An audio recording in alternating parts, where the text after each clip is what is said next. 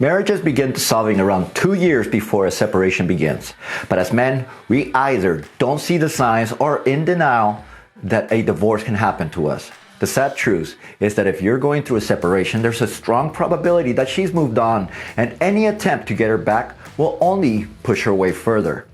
After nearly a year of research and coaching divorced men, here are some 6 signs indicating that despite all the compromising, counseling, and fighting, a divorce is a strong probability.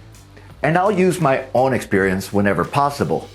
The reason is that, well, I'm pretty much textbook. So, how does the beginning of the end look like? In a word, anarchy. It's a fucking mess. The first sign that the relationship is heading its end is that rather than complaining, your spouse, she just turned to criticism. You're a fucking boring old man. That was my ex's go-to. Typically, men retaliate, but after a while we just stonewall to avoid the fighting. As the civility is further broken down, the guy goes from stonewalling to doing something that I did and throws in the last card that they're holding. You're so unhappy? Then fucking file. Okay, she said. Done deal. It's time.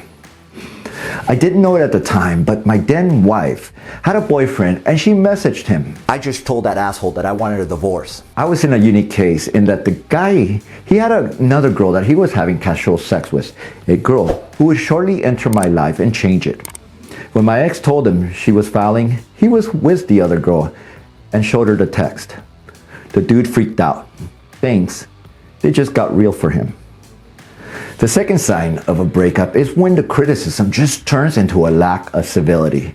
The minute you open your mouth, she's in the offensive and the name calling begins. Every discussion becomes a shouting match or a recitation of your every flaw and your missteps.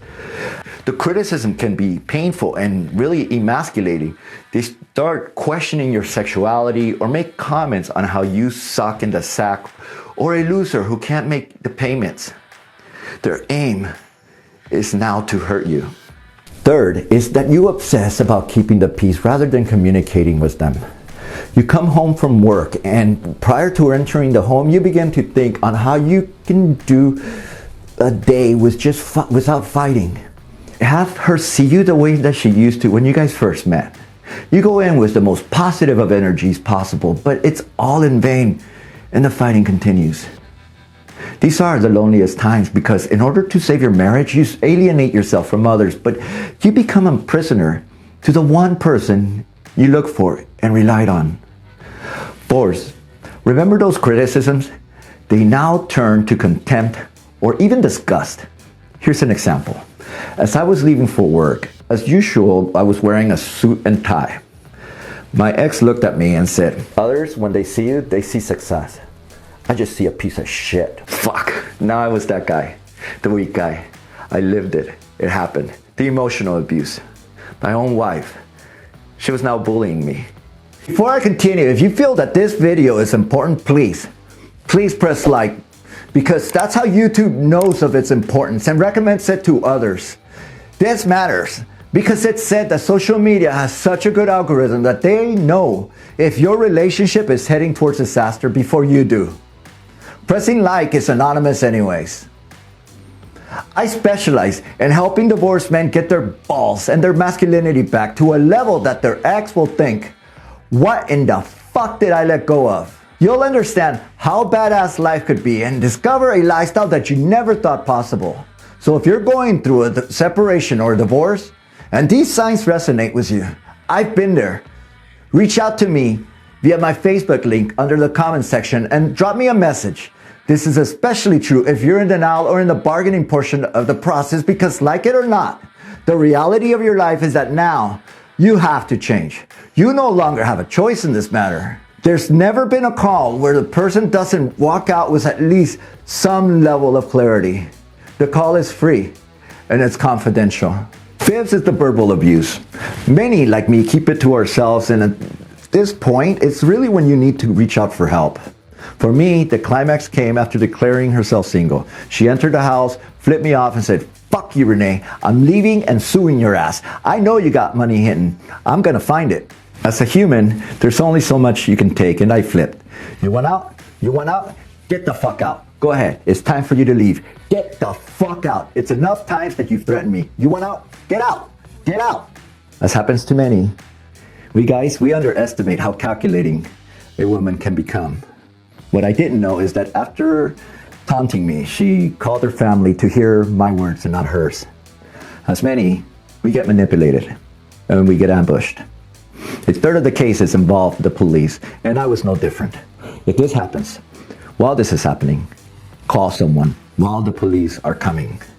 I called my parents to come over, just in case she made allegations of physical abuse, because being arrested was now a reality. Should I have been arrested, at least my parents would know that I'm in jail and keep the kids overnight.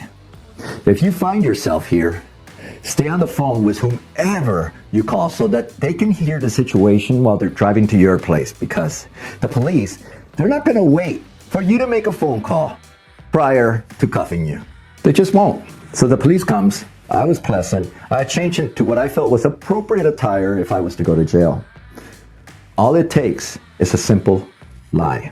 Just a simple, he touched me. I no longer knew who she was. I thought, as many of you guys do, that this isn't my wife. She's got to be going through something. This isn't who I married. I've heard it too many times. For the husband waits, and something happens and the police are called and they end up in jail. I've seen occasions where the husband calls the police because of an angry wife, and the husband ends up in jail. Many guys keep things from their loved ones in order to protect the relationship, and I still fall under this philosophy because you don't want other people in your business, and it shows poor character if you talk about someone. But when a third party is involved, especially if it's the police, you have an obligation to yourself, and especially to your children, to start reaching for help. For your safety, for your protection. As soon as she says that she wants a divorce, that's when you have to get others for help. You think that it's done, right? Not typically. It's not quite that simple. The sixth sign is her glee and enthusiasm for her new life. If the wife leaves, it's the husband who reaches out asking, "When are you coming home? I still love you. We could work on this." Men try to work on keeping her, but she's checked out. She makes it clear that she doesn't want to have to answer to you. The relationship is now pure anarchy. She comes and goes as she pleases, stops contributing financially as she tells you that you gotta move. As often happens, the husband moves out without consulting an attorney. While looking for a place, the communication stops. You don't know what they're up to as you live separate lives under one roof. This is going to be the loneliest of the time that you will go through. This is usually the part where if you're the grieving husband, you reach out to me. One of my first questions is if you've reached out to an attorney, and the common answer is no.